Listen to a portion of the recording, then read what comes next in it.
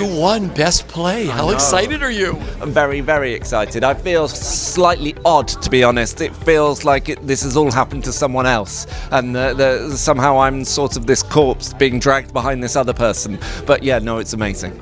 This has happened to you, so well deserved. You are holding a Tony Award. Is it all surreal? Yeah, really, really, really surreal. Like standing up on that stage and just, and being surrounded by all those wonderful people that made the show with us, and just standing there and going, we're the best play. I mean, it's nuts and wonderful and brilliant, and I'm so grateful. It's such a phenomenal play. Just tell me, when did you first fall in love of the world of Harry Potter? Sonia said something that really stuck with me, which is that she read the books to her godchildren, to her stepchildren.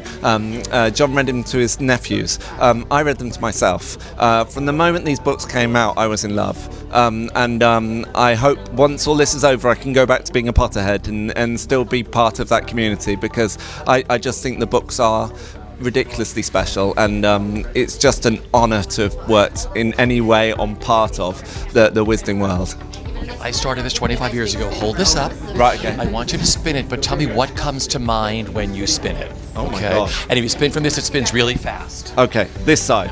Okay, so, magic.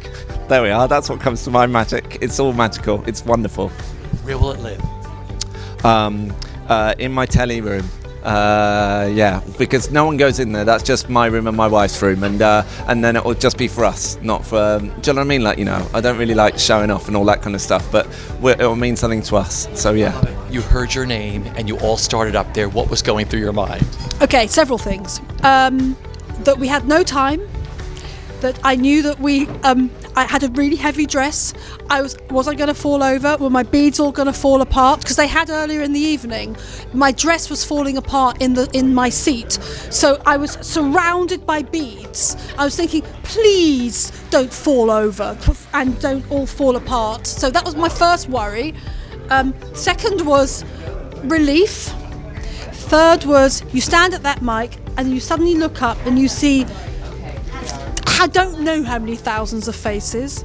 The speech you had prepared goes out your head, and then you have to start speaking. So that all happened in 10 seconds. 80 more to go. Yeah. So it's like, and so then I realised I had to praise my speech, but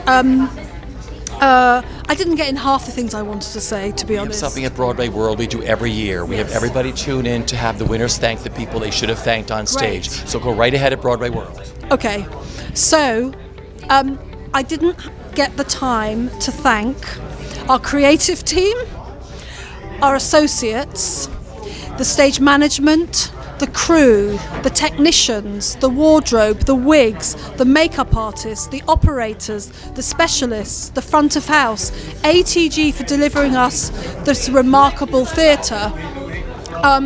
Did I say the cast? Yes, and of course the cast, the 40 plus strong cast, who are phenomenal. And I didn't get to say I miss you, my mum, who died, who would be so proud of me right now, because this is a play about family, and it's a play about grief, actually. And so had this have really been my moment, I'd have talked about mum and legacy, because the play's about legacy, how you deal with the legacy, how you deal with the hand you've been given. And I would have liked to have said thanks to my mum for dealing me the hand I've got. You know, she's looking down on you tonight. She's probably looked down on you for this whole entire project you have put together. You have brought so much love to New York. I told you that the day I left the show. I said, just to look at that audience of what you have brought over here has changed so much on Broadway and the people you're bringing to the theater. I hope so. I mean, I tried to touch on that in my speech, but about the community we're building of fans who are becoming theatre goers, and theatre goers who are becoming fans, and the hope that in generations to come people will look back on this moment and say the first play I saw was Harry Potter and the Cursed Child, and that got me to see theatre time and time again. 26 years ago, I started the spinning Tony. Hold it up. Now everyone's copying Yeah, you. of course they have. But I ask you, what are you thinking when you spin it? Give it a big spin, because you're good at this. And tell me what comes to mind when you spin. I think it does. I mean, I think it's one of the things I love most about it is that last moment in the show is a call to action for us all to be citizens and stand up and fight for what we Everything that's to come. You're a Tony Award winner, best play. How excited are you? It's very exciting. It's very exciting. Who knew? But it's wonderful. Is it all surreal when you hear your names and you start up there? What's going through your mind? You sort of, the world sort of freezes for just a minute.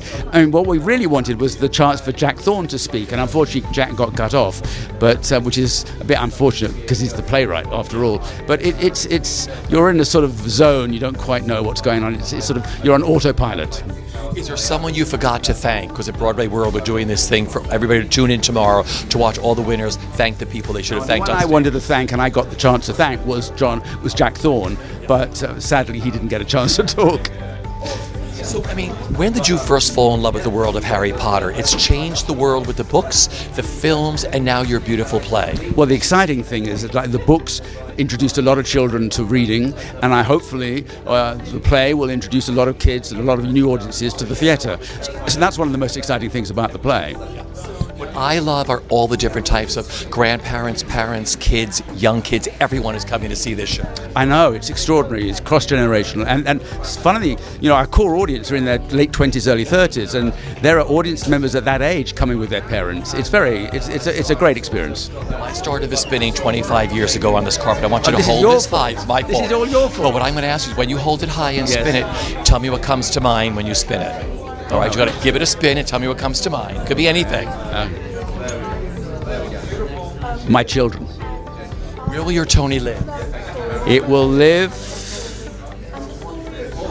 in my office, actually, along with my other Tony.